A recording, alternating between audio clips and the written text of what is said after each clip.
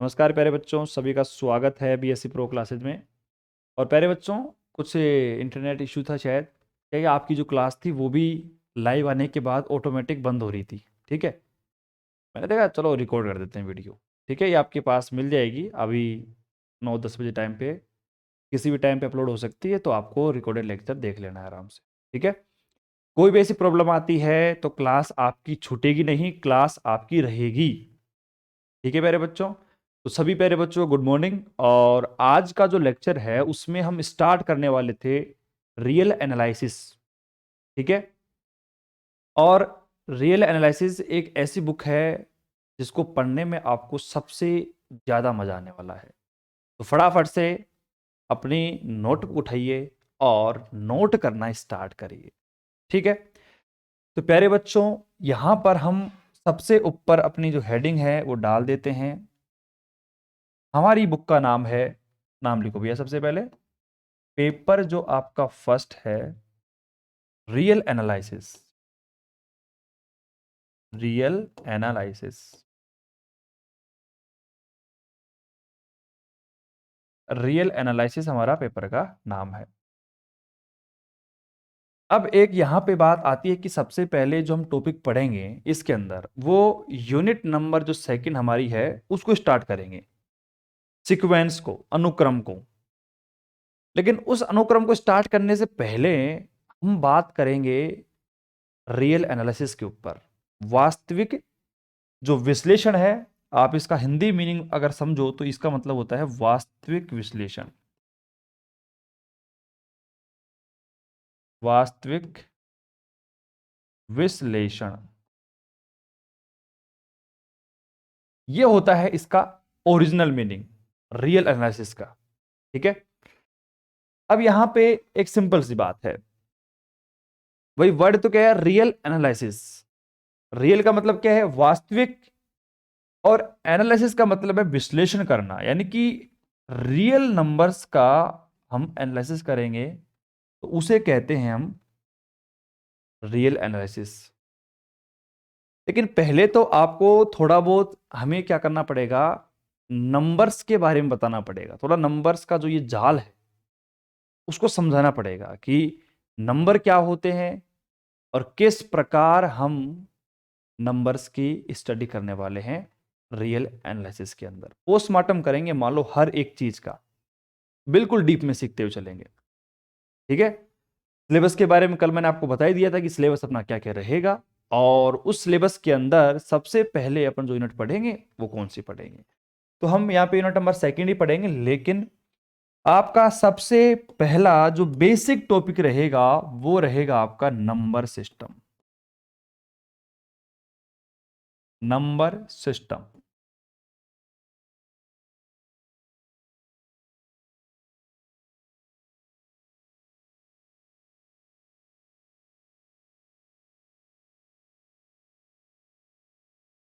Number system संख्या पद्धति हम यहां पे सबसे पहले लिखते हैं भैया।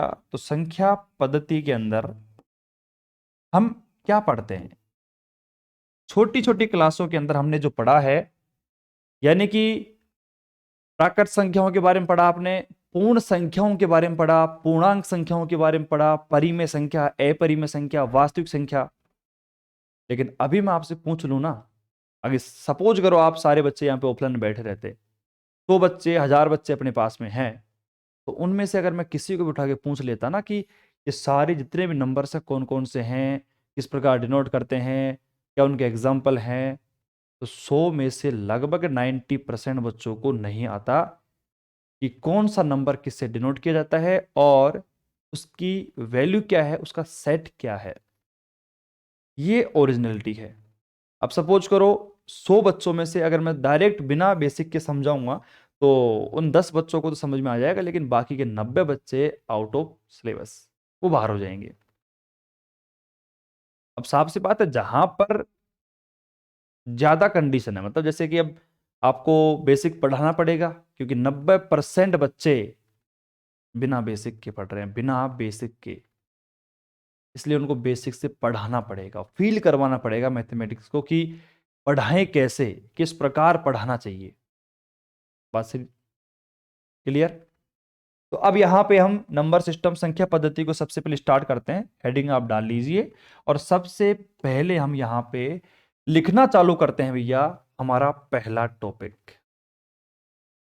और हमारा जो पहला पॉइंट है वो क्या है भैया? सबसे पहली संख्या पढ़ते हैं अपन, प्राकृत संख्या। प्राकृत संख्या। एक दो दिन जो लेक्चर्स होंगे ना वो रहेंगे आपके लिए डेमो लेक्चर। डेमो लेक्चर का मतलब है कि रियल एनालिसिस में कदम रखने से पहले हमें कौन कौन सी सामग्री की आवश्यकता पड़ेगी वो सब कुछ हम लेंगे पहले, उसके बाद में जाके उतरेंगे मैदान के अंदर। क्योंकि सबसे शानदार पेपर है रियल वाला। हर एक चीज में कॉन्सेप्ट, एक स्टेप से अगले स्टेप में पहुंचने के लिए कॉन्सेप्ट आपको चाहिए होगा इसके अंदर। वो चीज आपको कब समझ में आएगी? जब आप पूरे जितने भी हथियार हैं वो सारे आप लेके चलो साथ साथ। तो हम सारे लेके चलेंगे भैया। तो यहां पे प्राकृत संख्या जो है जिसे अपन कहते हैं भैया नेचुरल नंबर। नेचुरल नंबर, प्राकृत संख्या। प्राकृत संख्या को हम डिनोट करते हैं कैपिटल एन से। और प्राकृत संख्या का जो सेट, जो समुच्चय होगा वो होता है 1,2,3, आगे अपन चलते जाएंगे। आगे अपन चलते जाएंगे। अब यहां पर एक छोटा सा सवाल पूछा, एक बच्चा है अपनी ऑफलाइन में, मुंह में से एक सवाल पूछता है कि सर एक छोटी सी बात बताओ आप। मैंने कहा बताओ। छोटी क्लासों में जब हम पढ़ते थे कि जैसे नेचुरल नंबर का सेट हमने पढ़ा 1, 2, 3, 4 और आगे लगाते थे हम इनफिनाइट। बताओ याद है कि नहीं है? मैं बात कर रहा हूं बिल्कुल 5वीं 6ठी 7वीं क्लास की बात कर रहा हूं। तो हम यही करते थे। तो उस टाइम पे हम सही थे, उस टाइम पे हम बिल्कुल करेक्ट थे। लेकिन अब प्रॉब्लम क्या आ गई? अब हमने हमारा स्टैंडर्ड थोड़ा बढ़ा दिया, हम आ गए हैं बीएससी सेकेंड ईयर के अंदर। ठीक है, थोड़ा सा स्टैंडर्ड तो आपका बढ़ गया है।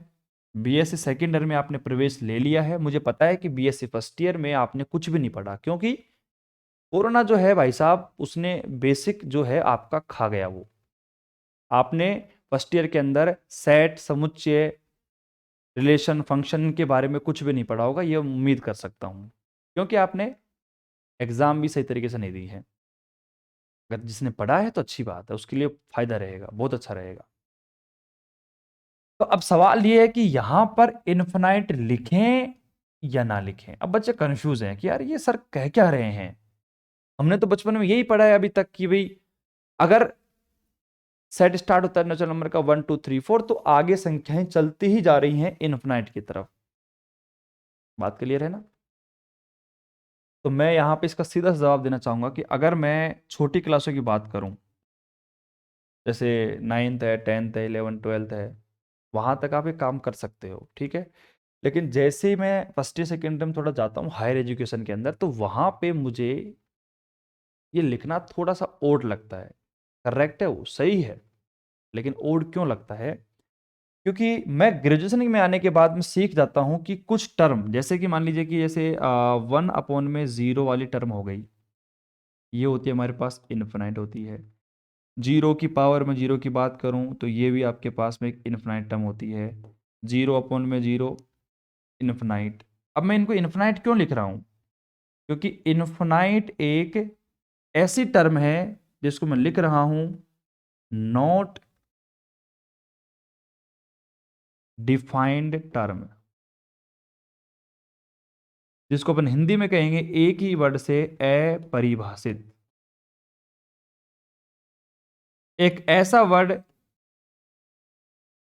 जो परिभाषित ही ना हो, उसका एग्जिस्टेंस ही इस दुनिया में नहीं है।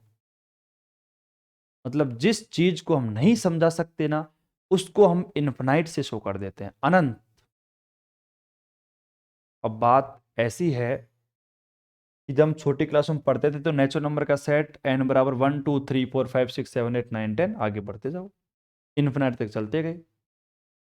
इन्फिनाइट तक लिख दिया आपने, लेकिन अब जैसे आप हायर एजुकेशन में आए तो आपने सीखा कि मेरे पास कुछ इनडिफिनाइट टर्म होती है, यानी कि मैथमेटिक्स में जहां पर भी हमें ये बोल दिया जाता है कि हाँ भाई आप आगे कुछ भी नहीं होगा, यानी कि ये जो सेट आपका है वो अब इनफिनिटी की तरफ जाता जा रहा है, अब आगे इसका कुछ भी नहीं होने वाला है, तो आप वहां पे इनफिनाइट टिका दो। लेकिन इनफिनाइट लिखना भी वहां पे गलत है, क्योंकि इनफिनाइट आप किस हक से लिख रहे हो मुझे बताओ। क्योंकि इनफिनाइट जो टर्म है ना, वो खुद एक नॉट डिफाइंड टर्म है। इनफिनाइट की वैल्यू जानते हो क्या आप? इनफिनाइट की वैल्यू क्या होती है? इनफिनाइट की वैल्यू कुछ भी नहीं होती है, मतलब डिफाइन ही नहीं है। बताओ, इनफिनाइट की वैल्यू डिफाइन है क्या? नहीं है डिफाइन। अभी तक इसकी वैल्यू को डिफाइंड नहीं किया गया है। अब नहीं किया गया तो फिर यहां पे ये इनफिनाइट लिखा क्यों है? इसको मत लिखो, 1 2 3 4 रहने दो, क्या फर्क पड़ता है? उसको लिखने से क्या फर्क पड़ेगा? लिखने से कोई फर्क नहीं पड़ेगा, नहीं लिखोगे तो और भी अच्छा रहेगा। आप अगर ऐसा लिखो तो और भी अच्छा रहेगा। देखो, जैसे मान लो कि मैंने इसको लिखा यहां तक, और मैंने लिखने के बाद यहां पे मैंने बीच में लिख दिया एन, स्मॉल एन, और आगे चलती गई कहानी। अब एन का मान तो आप 1 2 3 4 5 कितना भी रखते हो, चलो फिर एन के बाद और आगे टर्म आती जाएगी। लेकिन वहां पे आप इनफिनाइट मत लिखो, इनफिनाइट लिखते ही आपका लेवल डाउन हो जाएगा, क्योंकि इनफिनाइट एक नॉट डिफाइंड टर्म होती है, आपने देखा। और नॉट डिफाइंड टर्म को लिखने से क्या मतलब है जब वो डिफाइंड ही नहीं है? तो भाई मैं समझता हूं कि अगर मैं 2 को लिखता हूं तो इसका मतलब है, मैं 3 को लिखता हूं इसका मतलब है, लेकिन इनडिफिनाइट का मतलब क्या है? मतलब ही नहीं है इसका कोई। ये तो एक नॉट डिफाइंड टर्म है। हालांकि आपको तक काम आने वाली चीज है, काम आएगी, ऐसे नहीं कह रहा मैं कि काम नहीं आएगा इन्फिनाइट। लेकिन मैं एक इन द सेंस बेसिक बता रहा हूं आपको कि इन्फिनाइट को भी यूज करें तो कहां भी करेंगे, और नहीं करें तो क्यों नहीं करेंगे, वो मैं बता रहा हूं आपको। बात क्लियर हुई? कोई डाउट नहीं है? तो उम्मीद करता हूं ये थोड़ा सा लॉजिक आपने सीख लिया होगा। चलो, अब इसको बैठा दें अपन, और बढ़िया तरीके से आपने हेडिंग डाल ही ली होगी भैया प्राकृत संख्याओं की। तो प्राकृत संख्या के अंदर n बराबर 1 2 3 n, और ये आप लिख लो आराम से। ठीक है, ये आपका नेचुरल नंबर यानी कि प्राकृत संख्याओं का सेट होता है। मैं क्या कह रहा हूं, इस बेसिक को समझ लेना ध्यान से। जो आपका नंबर सिस्टम का बेसिक है, पूरी यूनिट नंबर सेकंड के अंदर हम नंबर सिस्टम की बात करेंगे, नंबर सिस्टम की ही बात करेंगे। अब आप कहोगे कि सर नंबर तो आपने पढ़ा ही नहीं है, तो इसलिए मैं पढ़ा रहा हूं पहले आपको। सेकंड अपन बात करते हैं यहां पे, प्राकृत संख्याओं के बाद में आती हैं पूर्ण संख्याएं। बिल्कुल डूब जाओ, एकदम मस्त होके पढ़ो। पूर्ण संख्याएं क्या होती है? पूर्ण संख्याएं इंग्लिश में कहते हैं होल नंबर।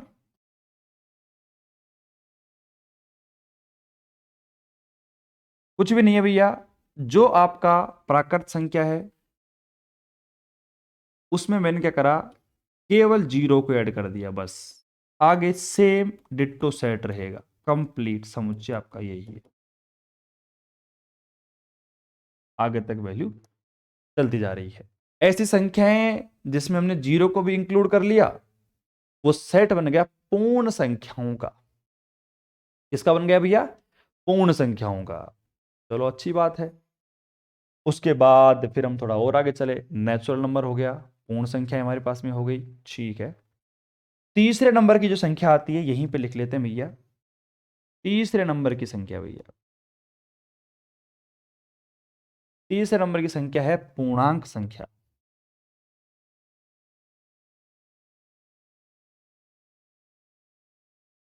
पूर्णांक संख्याएं, जिसको अपन इंग्लिश में कहते हैं इंटीजर नंबर। इंटीजर नंबर, कहीं पर कोई स्पेलिंग मिस्टेक हो जाए, कोई वर्ड मिस्टेक हो जाए, तो उसको खुद सही करना। मैं यहां पे आपको हिंदी और इंग्लिश नहीं पढ़ा रहा, मैं आपको मैथमेटिक्स पढ़ा रहा हूं, ठीक है। तो प्यारे बच्चों, पूर्णांक संख्याएं जो हैं, आई से हम इसको डिनोट करेंगे, इसको हम जेड से डिनोट करते हैं इसको। और इसका जो सेट होगा, 0 -1, इधर आएगा +1 +2 +3, आगे चलता जाएगा, और इधर लिखोगे आप -1 -2 -3।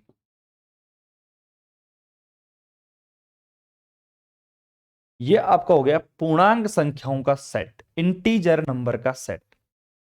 इंटीजर नंबर वे नंबर जिनके अंदर हमने प्राकृत संख्याओं को भी सम्मिलित कर लिया और पूर्ण संख्याओं को भी सम्मिलित कर लिया, उसे कहते हैं अपन पूर्णांक संख्याएं, इंटीजर नंबर। कोई दिक्कत किसी को? या में दिमाग लगाने की कोई आवश्यकता नहीं है, बस नॉर्मली समझना है आपको। ठीक है, बस नॉर्मल समझ लिया। अब चाहो तो आप वीडियो को पॉज करके यहाँ पे इसको उतार सकते हो आराम से, फिर मैं आगे चलता हूँ। ठीक है, ये देखो अब यहां पर हमने फोर्थ नंबर पे क्या लिखा, देखो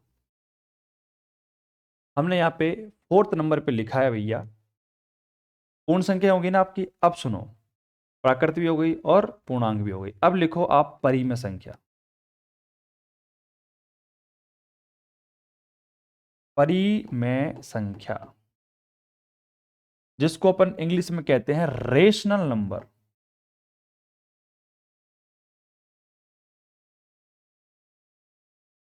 रेशनल नंबर्स बोल दो, बात बराबर, संख्याएं, परिमेय संख्याएं। अब परिमेय संख्या यार सभी को पता है, देखो इसमें कोई बड़ी बात तो है नहीं कि परिमेय संख्याओं में कुछ नया सीखेंगे हम। एक मिनट रुके, छोटा सा काम कर देता हूं, मोबाइल चार्ज लगाना है बस, और कोई काम नहीं है। हाँ भाई, तो परिमेय संख्याओं का सेट हम पढ़ते हैं, बहुत ही बारीकी से पढ़ेंगे, डिटेल से पढ़ेंगे, कोई दिक्कत नहीं आने देंगे। ठीक है, सुनो भाई, प्राकृत संख्याएं पढ़ी, पूर्ण पढ़ ली और पूर्णांक पढ़ ली, उसके बाद हम बात करते हैं परिमेय संख्याओं की। तो परिमेय संख्याएं क्या होती है भैया, इससे अपन डिनोट करते हैं क्यू से। क्यू मतलब क्या होता है? क्यू मतलब होता है क्यूसेंट।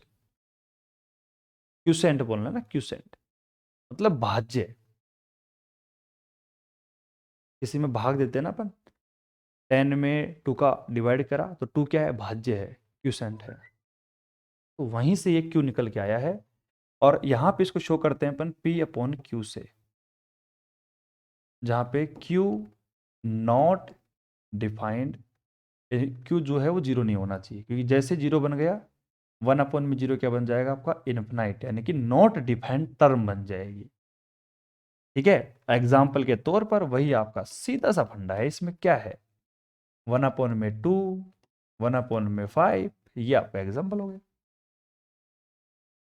ठीक है भैया, तो कुल मिला के बात ये है। फिर आगे चलते हैं अपन, और फिर अपन थोड़ा आगे चले और फिफ्थ नंबर पे देखते हैं हमारा एक और नया नंबर सिस्टम के अंदर बात करते हैं अपरिमेय संख्याओं की। अपरिमेय संख्याएं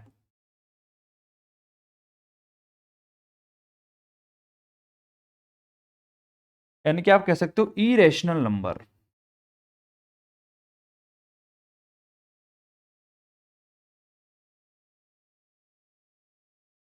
इरेशनल नंबर्स क्या होगा भैया, वही आपका क्यू ही रहेगा सेम टू सेम, लेकिन इरेशनल और रेशनल में फर्क करने के लिए आप इसको या तो क्यू सी से शो कर देते हैं अपन, या फिर आप इसको क्यू डैश से भी शो कर सकते हो। ठीक है, वही आपका P अपॉन में Q होगा, और Q आपका नॉट डिफाइंड जीरो होगा। लेकिन यहां पर एग्जाम्पल के तौर पर बताऊं आपको, अपरिमेय संख्याओं के अंदर जैसे अंडर रूट 2 हो गया, ठीक है, अंडर रूट 3 हो गया, और अब इनकी वैल्यूज आप निकालते हो तो 1.2.2 ऐसे कुछ, ठीक है, ये वैल्यूज हमारे पास निकल के आती हैं। तो ये जो एग्जाम्पल आपके निकल के आते हैं ये अपरिमेय संख्याओं के आते हैं। अब अपरिमेय संख्या है मान लीजिए ना, अपरिमेय संख्या के अंदर हम बात करें तो आपका परिमेय संख्या का जो सेट है ना वो कंप्लीट आ जाता है इसके अंदर। जैसे अब ये अंडर रूट 2 है, अंडर रूट 3 है, तो मैं अंडर रूट 3 को अगर अपॉन में 1 लिख दूं तो क्या फर्क पड़ेगा, तो बन गई ये तो हमारे पास में रेशनल नंबर। तो कहने का मतलब परिमेय संख्याओं से जब आगे बढ़े अपरिमेयों की तरफ, तो दो परिमेय के अंदर जो भी आया था 1/2 1/5 सबको ले लिया, वो सब किसके अंदर आ गए, परिमेय संख्याओं के अंदर। रेशनल नंबर का जो सेट, जो समुच्चय है, उसके अंदर हमने उनको ले लिया। लेकिन जैसे ही अपन आगे बढ़े अपरिमेय संख्याओं की तरफ, under root 3, under root 2, under root 5, ये जो संख्याएं हैं, ये सारी संख्याएं अपरिमेय के अंदर हमने लिख दी, ठीक है, इरेशनल नंबर्स के अंदर लिख दिया हमने। तो जैसे √3/2 कर दूं, वही बात है, वो आपका रेशनल बन जाता है। कहने का मतलब है कि भैया परिमेय और अपरिमेय, अपरिमेय में के अंदर पूरी परिमेय संख्याओं को सम्मिलित किया जा सकता है, ये कहना चाहता हूं मैं, ठीक है। चलो, मतलब ये कह सकते हैं कि पूरी परिमेय संख्या अपरिमेय संख्याएं होती हैं, लेकिन अपरिमेय संख्याएं पूरी परिमेय संख्या नहीं हो सकती। बात समझ गए ना? जो समझ गए अच्छी बात है, जो नहीं समझे कोई बात नहीं है, जहां पे काम आएगा कॉन्सेप्ट वहां पे आपको बता दिया जाएगा। थोड़ा आगे चलते हैं। 5 हमने पढ़ लिए। 5 के बाद छठा नंबर देखो, छठे नंबर का आता है जो कि सबसे इंपॉर्टेंट है, रियल नंबर। रियल नंबर वास्तविक संख्याएं,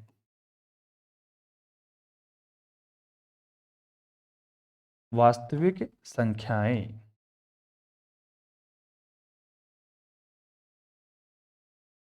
रियल नंबर्स, ठीक है। अब यहां पे मेरी बात को बिल्कुल ध्यान सुनना। रियल नंबर्स वास्तविक जो संख्याएं हैं, इनका सेट किस प्रकार से डिफाइन किया जाए? इनका सेट जो डिफाइन किया जाता है कि capital R is equal to, अगर मैं लिखना चाहूं, बहुत ही आराम आराम समझो, ये मान लीजिए कि सर्दियों का टाइम है, रजाई में बैठे रहो, नोटबुक जो लाए हो उसको साइड में रख दो, केवल मेरी बातों को ध्यान से सुनते रहो बस। अभी आज के लेक्चर में 1-2 दिन आप केवल मेरी बातों को सुनो, लिखो कुछ मत, कॉपी को रखो साइड में, कुछ थोड़ा बहुत लिखा हूं उसको लिख लो, और जो मैं समझाने की कोशिश कर रहा हूं उनको समझने की कोशिश करो बस। दैट्स ऑल, ठीक है। कैपिटल आर, मुझे बताओ कैपिटल आर जो है ये सेट होगा क्यू यूनियन क्यू डैश या फिर क्यू सी का। अपरिमेय संख्याएं और परिमेय संख्याओं को जब हम जोड़ दें, दोनों को मिक्स कर दें, बात समझ में आ रही है, दोनों को मिक्स कर दें, तो वो आपका रियल नंबर बन जाए, वो आपका रियल नंबर बन जाएगा, ठीक है ना? बात समझ में आ रही है आपको? बात समझ में आ रही है कि नहीं आ रही है? चलो, तो यहां पर हमने रियल नंबर का एक सेट लिया, ठीक है, जैसे कि हमारे पास 0 है और 1 है, 2 है, 3 है, ये हमने इस प्रकार लिखा, माइनस का 1 है, माइनस का 2 है और माइनस का 3 है।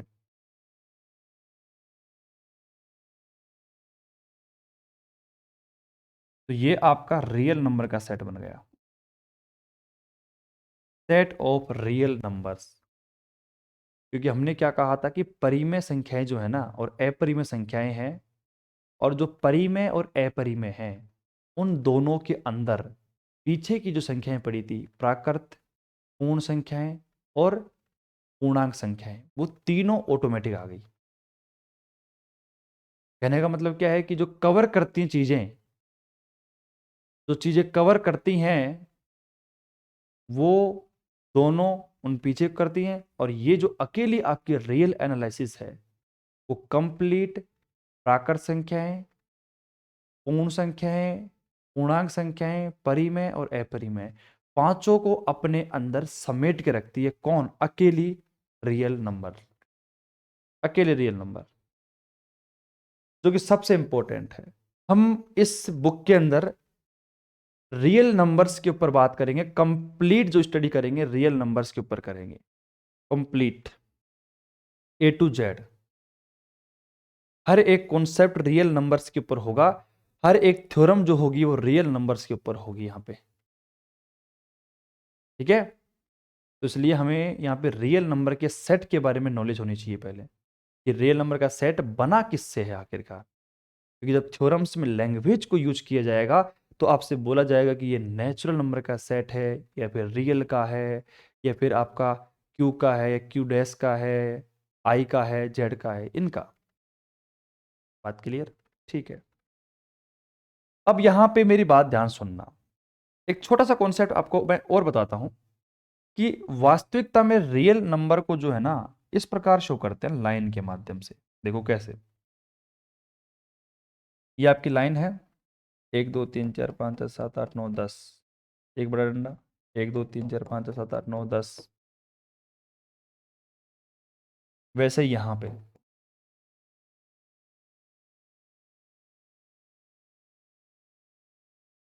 जैसे मान लीजिए कि ये मैंने जीरो मान लिया यहाँ पे, इसको बड़ा कर लो, और ये मेरा जीरो है, ये प्लस का 1, ये प्लस का 2, ये प्लस का 3, ये माइनस का 1, ये माइनस का 2, ये माइनस का 3। अगर मैं एक छोटे बच्चों जैसे सवाल पूछूं आपसे कि जीरो और इस एक के अंदर कितनी सारी संख्याएं प्रेजेंट हैं, तो आप क्या कहोगे गुरुजी? इनफिनाइट। क्योंकि जीरो और जो एक है उसमें 0.1, 0.111, 0.112, इतनी बहुत सारी संख्याएं जो है ना वो इस रियल नंबर के अंदर प्रेजेंट है अगर देखा जाए तो। ठीक है, डायग्राम आप बनाने की कोशिश करो, थोड़ा समझने की थोड़ा बहुत कोशिश करो। ठीक है, फटाफट लिखने की कोशिश करो ये उसको। मैं जस्ट बस एक कॉल देख रहा हूं।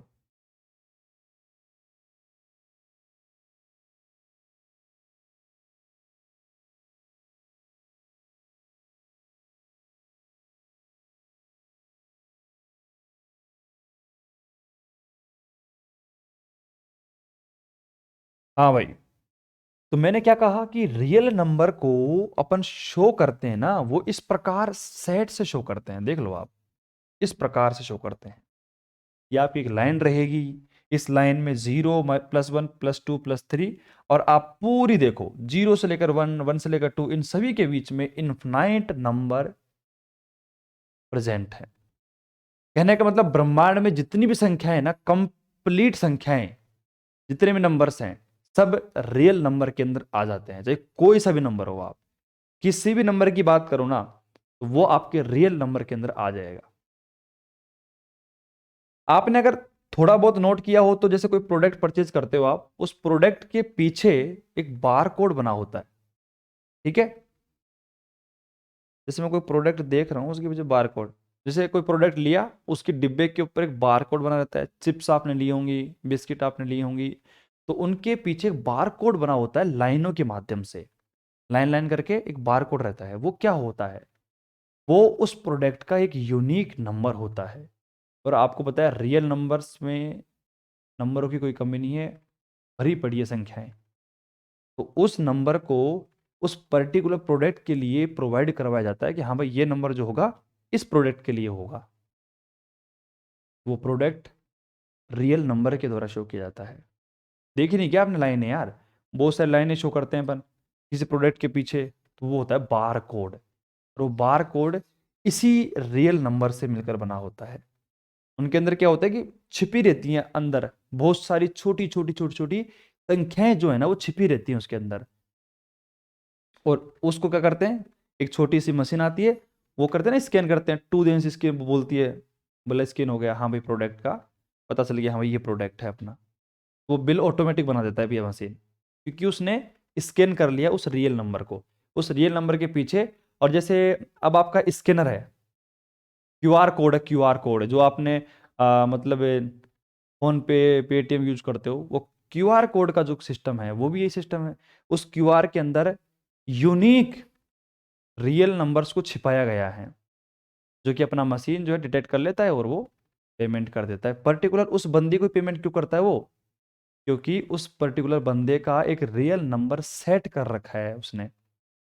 यही है इसके पीछे कॉन्सेप्ट। कभी आपने सोचा था कि ये कॉन्सेप्ट रियल नंबर से बिलोंग करेगा, वास्तविक संख्याओं से? कभी नहीं सोचा होगा आपने। ऐसे ऐसे कॉन्सेप्ट हम आपको सिखाने वाले हैं जो कि आपको इंटरेस्टिंग लगेंगे, मजा भी आएगा सीखने में साथ साथ। ठीक है, तो अब यहां पे आप देख सकते हो कि रियल नंबर्स, वास्तविक संख्याओं के बारे में मैंने बताया कि जो रियल नंबर होंगे ना वो परिमेय और अपरिमेय संख्याओं का दोनों का योग है। और आपको पता है छोटी क्लास में पढ़ा है आपने, फर्स्ट ईयर में पढ़ा होगा, यूनियन का मतलब क्या होता है? जोड़ करना, मतलब ऐड कर दिया मैंने। रियल मतलब यहाँ पे परिमेय संख्याओं को और अपरिमेय को जोड़ दिया, ऐड कर दिया, तो वो बन जाता है आपका यूनियन। ठीक है, चलो और ये डायग्राम आप बना सकते हो। इस डायग्राम के माध्यम से कंप्लीट बातें अपन बता सकते हैं, कंप्लीट। ठीक है। अब आपने अपनी जिंदगी में अभी तक जो मैथमेटिक्स पढ़ी है उसके अकॉर्डिंग आपने मैथ में केवल अभी तक रियल नंबर्स तक ही पढ़ा होगा। किसी बच्चे ने पढ़ा भी होगा तो जनरली सुना होगा कि हाँ भाई, रियल नंबर हमारे पास में जो नंबर आते हैं एटलीस्ट वही नंबर हैं, इसके आगे कोई नंबर नहीं है।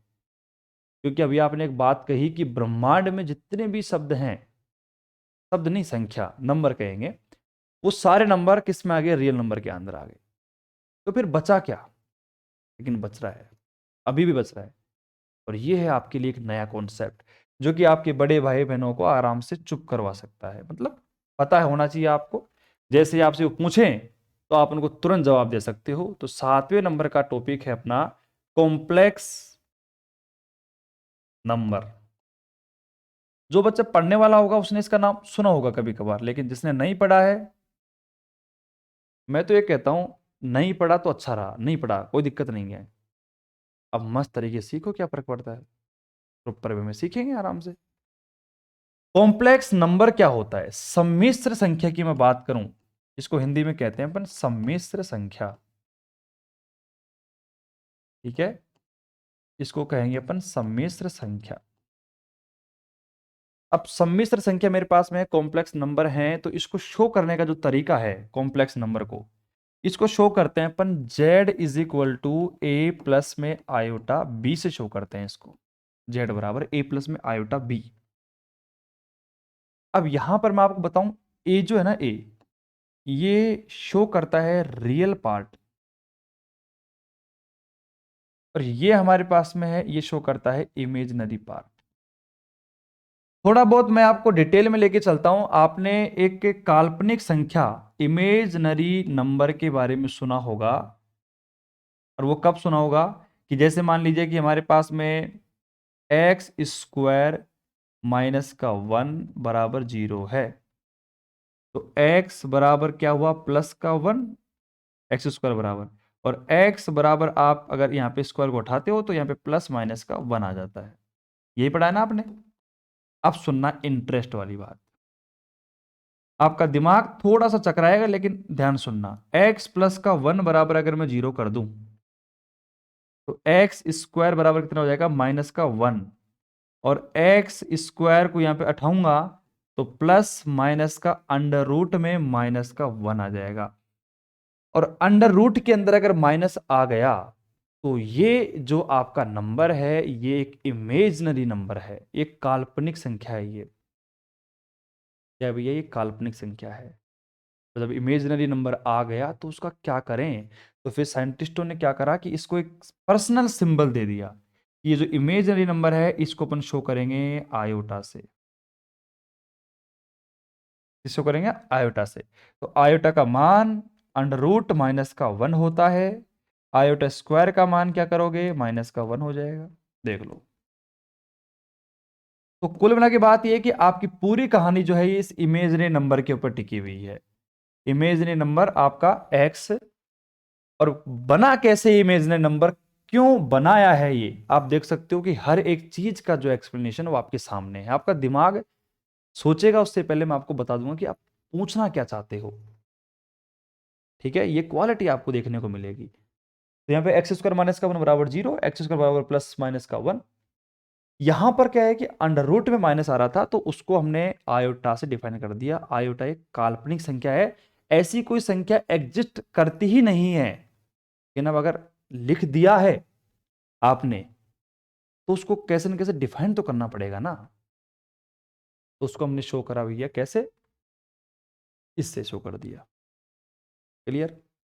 आयोटा से। तो अब आप यहां पे देख सकते हो कि आयोटा बी, तो अब आयोटा के बी में जो भी मल्टीप्लाई में है ये पूरा जो टर्म है, ये पूरा टर्म आपका बन गया काल्पनिक नंबर। तो कुल मिला के बात ये है कि जो जेड होगा ना आपका सम्मिश्र संख्या, आप इसको हालांकि सी से भी डिनोट कर सकते हैं लेकिन इससे सी से डिनोट नहीं करते। तो इसका एक स्टैंडर्ड नोटेशन जो है ना उसको जेड से शो करते हैं अपन।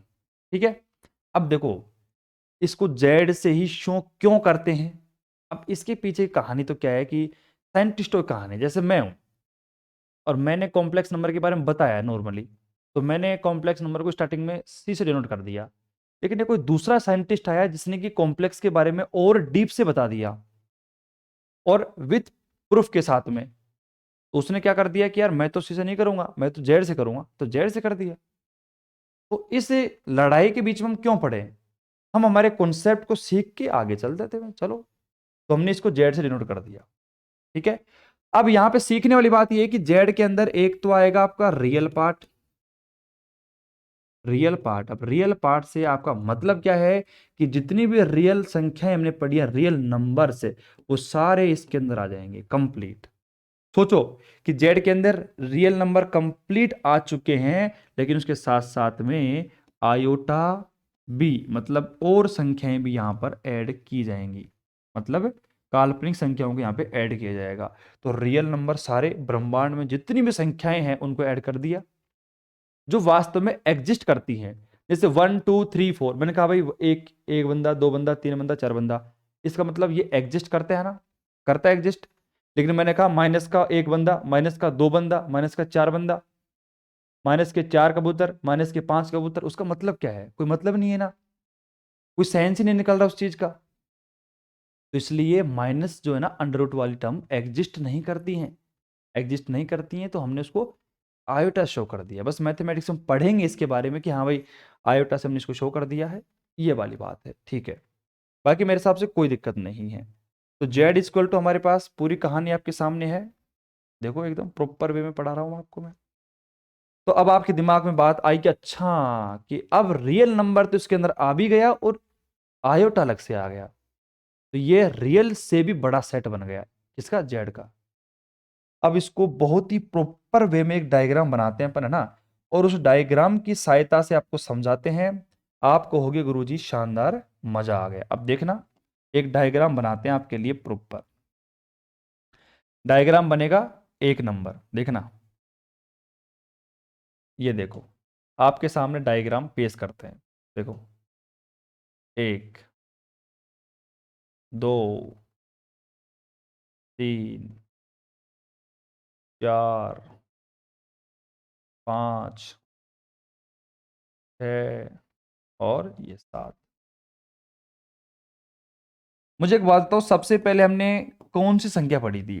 सबसे पहले पढ़ी थी नेचुरल नंबर, उसके बाद में पढ़ा था हमने डब्लू, उसके बाद में पढ़ा था हमने इंटीजर नंबर आई, उसके बाद पढ़ा हमने रेशनल नंबर क्यू, उसके बाद पढ़ा हमने क्यू सी, उसके बाद पढ़ा हमने रियल, और सबका जो बाप है वो आपका आ गया सी, या फिर आप इसको कह सकते हो कॉम्प्लेक्स नंबर जेड।